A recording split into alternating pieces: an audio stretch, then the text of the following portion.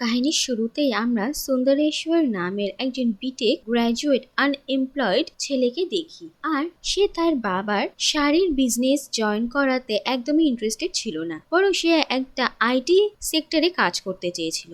অন্যদিকে এখনো পর্যন্ত চাকরি না পাওয়া সত্ত্বেও সুন্দর তার ফ্যামিলি প্রেশারের জন্য অ্যারেঞ্জ ম্যারেজ করার জন্য মেয়ে দেখতে যায়। আর তারা মীনাক্ষী নামের একটা মেয়ের বাড়িতে আসে। আর সেখানেই প্রথম দেখাতে সুন্দর আর মীনাক্ষী একে অপরকে পছন্দ করে ফেলে, কিন্তু তবুও তারা একে অপরকে অনেক প্রশ্ন করে। যাই হোক, এরপরে হঠাৎই তারা বুঝতে পারে যে সুন্দরেশ্বররা ভুল মেয়ের বাড়িতে এসে গেছেন। আর তারপর যখন তারা এখান থেকে চলে যাচ্ছিলেন, তখন মীনাক্ষীর দাদু বলেন যে এটা ভুল নয়, বরং সংযোগ। ঠিক ভগবান মীনাক্ষী আর সুন্দরেশ্বরের মতোই, অর্থাৎ মাতা পার্বতী আর ভগবান শিবের মতো, তাদেরও সম্পর্কটা পূর্ব নির্ধারিত। আর এ কথা শুনে দুই পরিবারের লোকেরাই খুব খুশি হয়। আর এরপরে মীনাক্ষী সুন্দরেশ্বরের মন্দিরে তাদের দুজনেরও বিয়ে হয়ে যায়। বিয়ের পর মীনাক্ষী তার শ্বশুরবাড়িতে চলে আসে। আর এরপরই সুন্দরেশ্বর জানতে পারে যে তার একটা ইন্টারভিউ সাকসেসফুল হয়েছে আর ব্যাঙ্গালোরে তাকে জবের জন্য যেতে হবে। আর বিয়ের পরপরই সুন্দরকে এভাবে চলে যেতে হয়, তার জন্য তাদের দুজনেরই খুব খারাপ লাগে। অন্যদিকে অফিসে প্রথম দিন গিয়ে সুন্দর ভীষণই এক্সাইটেড হয়, কিন্তু সেখানে তার একজন কলিগের সঙ্গে তার একটা সমস্যা হয়। আর পরে সুন্দর জানতে পারে যে এই কলিগের সঙ্গে তাকে ফ্ল্যাটে থাকতে হবে। আর তাদের দুজনের মধ্যে সমস্যা আরো বাড়তে থাকে। অন্যদিকে সুন্দর এই অফিসে জব করার জন্য একটা কন্ডিশন জানতে পারে যে এই অফিসে যারা জয়েন করবে তাদেরকে ম্যারিড হলে চলবে না।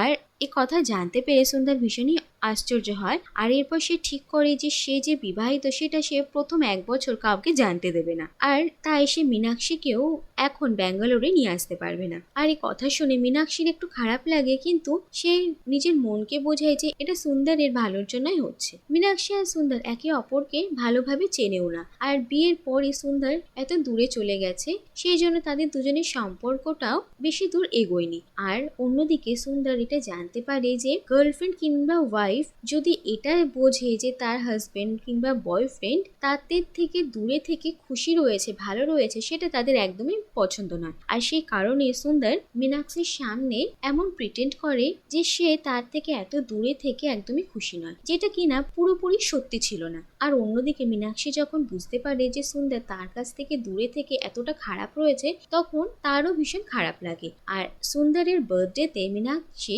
তার শ্বশুরের সঙ্গে অর্থাৎ সুন্দরের বাবার সঙ্গে তাকে সারপ্রাইজ দেওয়ার জন্য তার ব্যাঙ্গালোরের ফ্ল্যাটে চলে আসে। আর সেই সময় সুন্দর তার বন্ধুদের সঙ্গে পার্টি করছিল আর সে নাচ গান করছিল, যা দেখে মীনাক্ষী ভীষণই খারাপ লাগে আর সে সেখান থেকে চলে যায়। এর পরের দিন সকালবেলা সুন্দরের বাবা মীনাক্ষীর সঙ্গে সুন্দরের অফিসে আসে। আর সেখানে এসে তিনি জানতে পারেন যে সুন্দর একজন খুবই ব্রিলিয়েন্ট ইঞ্জিনিয়ার। আর এই কারণে তিনি সুন্দরকে তাদের ফ্যামিলি বিজনেসে জয়েন না করার জন্য ক্ষমা করে দেন। আর তার ওপর তিনি গর্ববোধ করেন। আর এই দেখে সুন্দর ভীষণই খুশি হয়। আর সে মীনাক্ষীকে বলে যে এই সব কিছু তার জন্যই পসিবল হয়েছে। আর সেই কারণে সুন্দর মীনাক্ষীকে থ্যাংক ইউ বলে। কিন্তু সুন্দরের এর আগের দিনের আচরণের জন্য মীনাক্ষী এখনো পর্যন্ত তার উপর আপসেট ছিল। আর সে চুপচাপ সেখান থেকে আবার বাড়ি ফিরে আসে। আর এরপর সুন্দর আর মীনাক্ষীর মধ্যে অনেকদিন ভালোভাবে কথাবার্তা হয় না। আর সুন্দর বুঝতে পারে যে মীনাক্ষী তার উপর কতটা রেগে রয়েছে। আর সেই কারণেই সুন্দর মীনাক্ষীকে একটা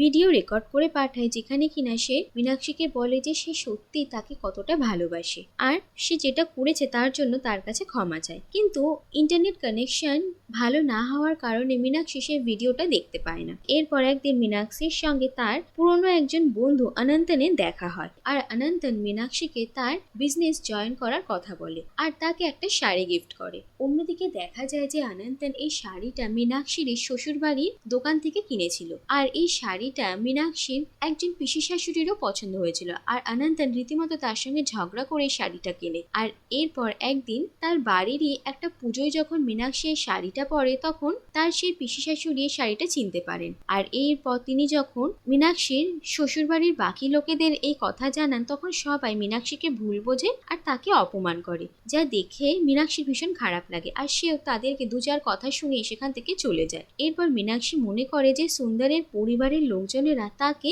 সম্মান করে না আর এই বাড়িতে থাকারও কোনো মানে নেই। তাই সে নিজের বাপের বাড়ি চলে আসে। আর ফিরে এসে মীনাক্ষী নিজের দাদুকে নিজের বিবাহিত জীবনে অসুখী হওয়ার কথা বলে। আর মীনাক্ষীর দাদু মীনাক্ষীকে বলে যে সে কোনো সিদ্ধান্ত নেওয়ার আগে একবার সুন্দরের সঙ্গে তার কথা বলা প্রয়োজন। আর নিজের দাদুর কথা শুনে মীনাক্ষী সুন্দরের সঙ্গে একবার দেখা করে কথা বলার সিদ্ধান্ত নেয়। আর সে বেঙ্গালুর সুন্দরের সঙ্গে দেখা করতে আসবে। মীনাক্ষী এরকম একটা টেক্সট পাঠায়, কিন্তু আমরা দেখি যে সুন্দরের সেই কলিগ আর রুমমেট এই টেক্সটটা দেখে নেয় আর সে জানতে পারে যে সুন্দর বিবাহিত। আর এরপর সে এই টেক্সটটা ডিলিট করে দেয়, যার ফলে সুন্দর জানতেই পারে না যে মীনাক্ষী তার সঙ্গে দেখা করতে আসবে। আর মীনাক্ষী যখন ব্যাঙ্গালোরে আসে তখন তার সেই কলিগ এমন ব্যবস্থা করে যাতে মীনাক্ষী সুন্দরের অফিসে চলে আসে।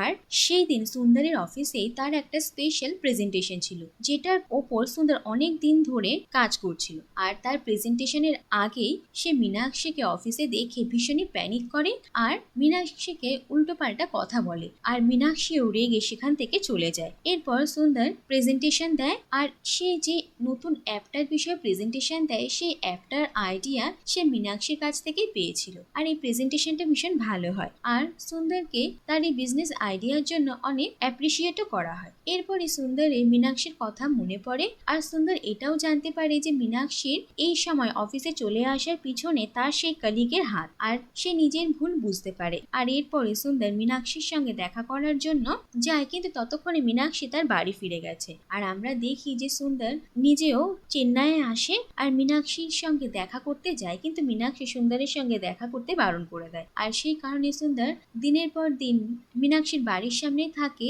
একবার তার সঙ্গে কথা বলার সুযোগ পাওয়ার জন্য। কিন্তু মীনাক্ষী তার উপর এতটাই রেগেছিল যে সে আর সুন্দরের সঙ্গে কথা বলতে ইন্টারেস্টেডই ছিল না। আর এরপরে সুন্দর জানতে পারে যে মীনাক্ষীদের শহরেই রজনীকান্তের একটা নতুন মুভি রিলিজ হতে চলেছে। আর সুন্দর জানতো যে মীনাক্ষী রজনীকান্তের খুব বড় ফ্যান আর সে রজনীকান্তের প্রত্যেকটা মুভিরই ফার্স্ট ডে ফার্স্ট শো দেখে। আর সুন্দরের একটা আইডিয়া আসে আর সে ওই মুভিটা চলাকালীনই সিনেমা হলে ঢুকে পড়ে আর মীনাক্ষীর সঙ্গে কথা বলার চেষ্টা করে। আর মীনাক্ষী এতদিন পর সুন্দরকে দেখতে পায় আর সুন্দর মীনাক্ষীর কাছে ক্ষমা চায় আর তাকে বলে যে সে সত্যি তাকে কতটা ভালোবাসে আর সে যদি তার জীবনে না থাকে তাহলে তার জীবনের কোনো অ্যাচিভমেন্টই তার কাছে কোনো গুরুত্ব নেই। আর এই সব কথা শুনে মীনাক্ষীও সুন্দরকে ক্ষমা করে দেয় আর তারা দুজন আরো একবার নিজেদের সম্পর্কটাকে একটা সুযোগ দেয়। আর আমরা দেখি যে তারা দুজন একে অপরকে অ্যাকসেপ্ট করে। আর এর সঙ্গে এই কাহিনীটা এখানে শেষ হয়ে যায়।